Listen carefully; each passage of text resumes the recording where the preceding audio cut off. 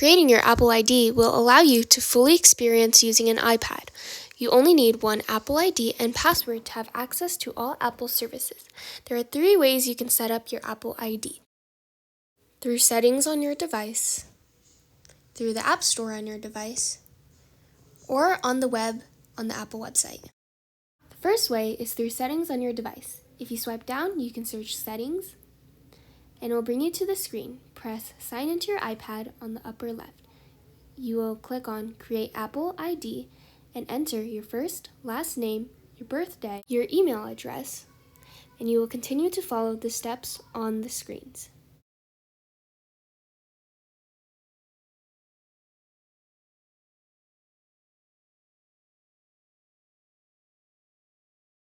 The settings method is recommended, but you can also do it through the App Store.